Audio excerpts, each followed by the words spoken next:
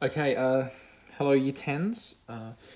I'm obviously not here today, so I thought I'd just make a video kind of helping you with the next part of our chapter on lines of best fit. So this here is the question, or the example question that we had a look at last lesson on lines of best fit, kind of drawing a line of best fit, using the eye method, or just kind of like eyeballing.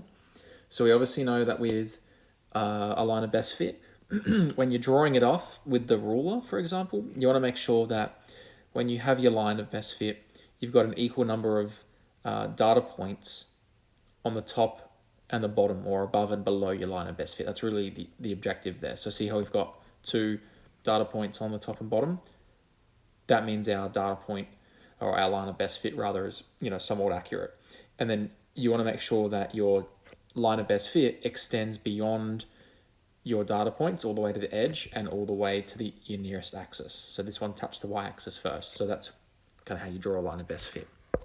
So extending on this idea for a line of best fit, another skill that you can practice is finding the equation of this line. And this was part E that we didn't get to last lesson.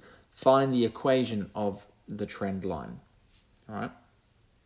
So I guess probably like a descriptor from a couple of years ago, maybe last year you had practice of doing this. Every straight line can be described with an equation, where the equation kind of reveals certain information about this line. For example, it reveals the slope of the line, so how steep is it? So that's more steep. This line is less steep. And the way that we can calculate that is by working out the rise over the run, or dividing the rise by the run. And there's an even more detailed formula which I'll provide you with in a moment. But that calculates the slope. And then the other little component, or little part of this equation, which helps us describe a line, is where it touches or intercepts the y-axis. And we call that the y-intercept. So together with the y-intercept, and then the particular slope of the line, that really is enough information that we need in order to actually draw a line of best fit. So with that in mind, we'll go to our next page. Here's our question. Determine the equation for the line of best fit that we have here.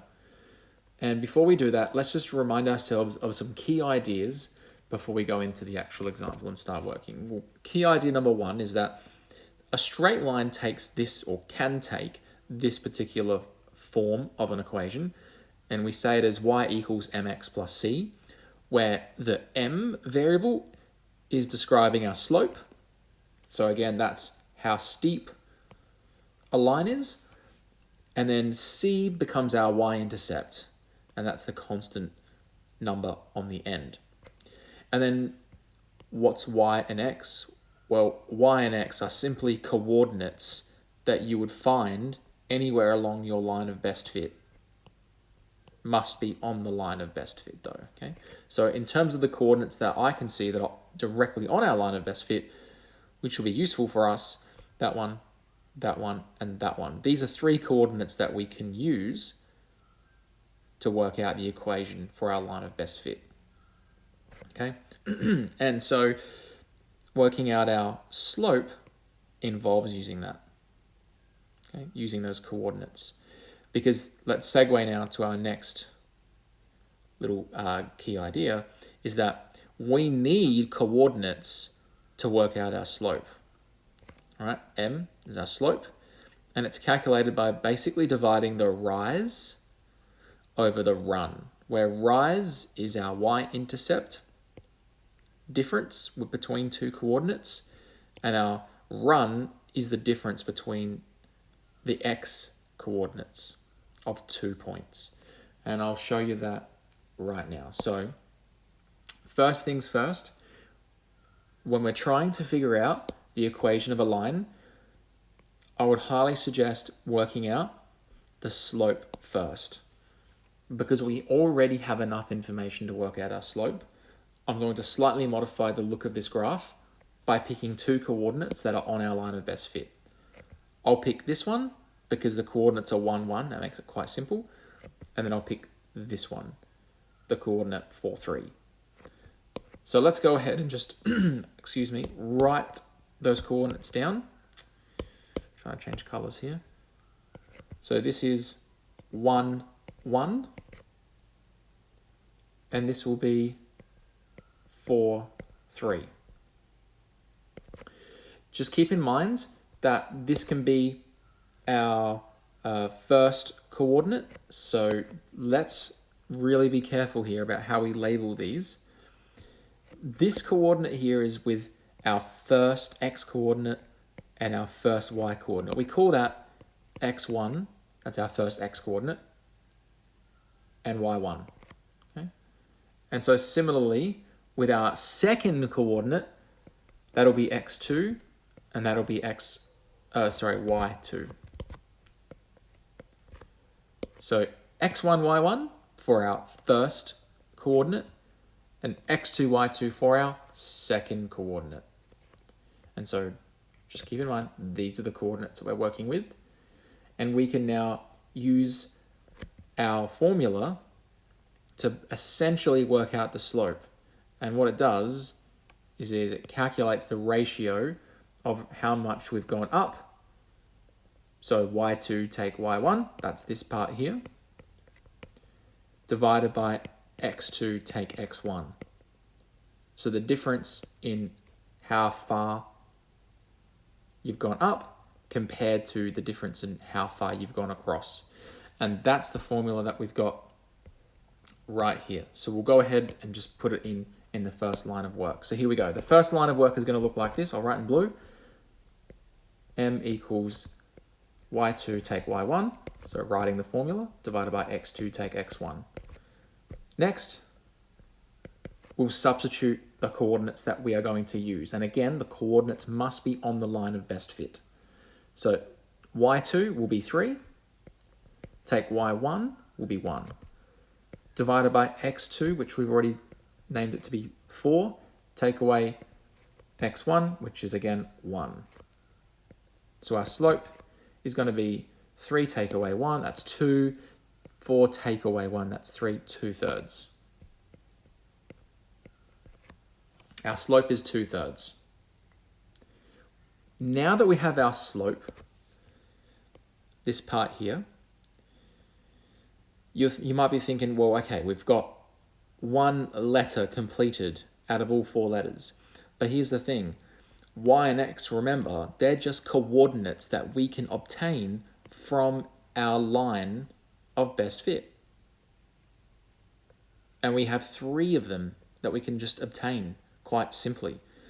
And so if we substitute, let's say, this coordinate into y and x, well, what are we doing? Well, we're just saying, well, what is the value of y in this coordinate? And it's 1, so that will go in here.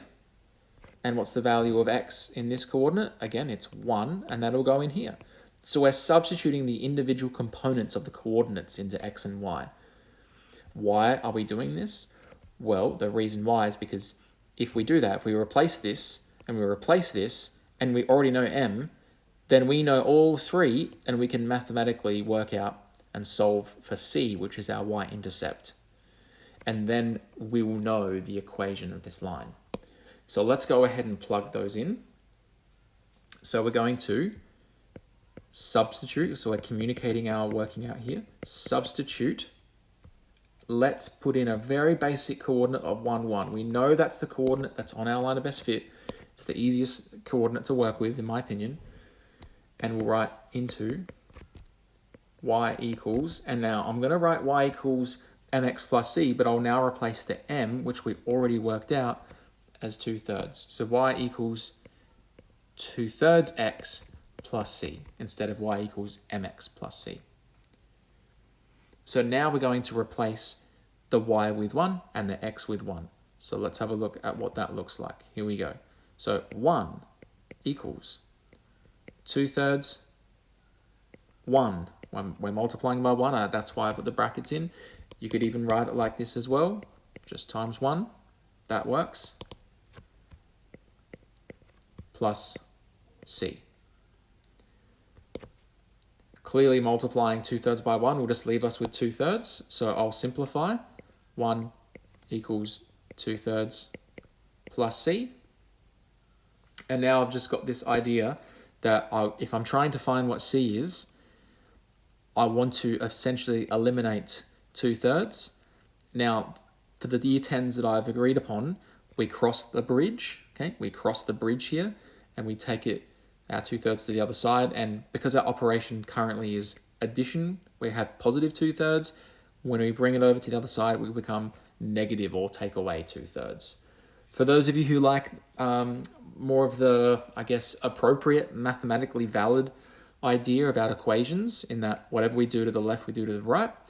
If we're trying to eliminate 2/3 to reveal what c is, we'd obviously want to subtract 2/3 from 2/3 to get that to 0. And so to keep our equation balanced, we would subtract 2/3 on the other side. So that's the second way of thinking about it. I'm giving you the option to think about it however way you want, but this is ultimately what's going to come up. We've now kind of essentially found c. We know it's 1 take away 2/3. So now we can write what c is, and 1 take away 2/3 will give us 1/3 left. And so now we know what c is. We know what m is. Now we can actually write the equation. So I'll come over here and I'll write, therefore, y equals 2/3 x plus 1/3. And that's the equation for that line of best fit that we've got there. So let's just quickly review. What did we do? Well, the first thing we did is we found the slope of the line using this equation. That's the first thing you're going to do. You're going to use that equation where y2 and y1 and x2 and x1 are simply just coordinates that are on your line of best fit.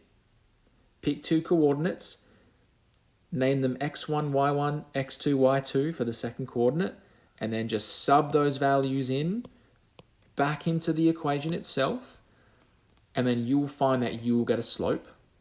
Once you've found that slope, you can now substitute that slope into the equation, replacing m with the slope, and at the very same time, pick a coordinate that's on your line, and we picked 1, 1, and put that at the very same time into where y is positioned and where x is positioned. So you're substituting three values in once: the y coordinate, the x coordinate, and your slope, and then solve for c. Use algebraic rearranging to solve for c. We did that, and the job is finished. We simply just write the equation of that line. The only thing is we're just substituting in what we found to be m and what we found to be c. So that's how you do it. I'd now like to give you an opportunity to practice. So again, please read the chapter that we've been looking at. Let's see if we can actually just find it here. So here's the example that you can read. This is on page 714. And these questions come up in 9H. Thank you.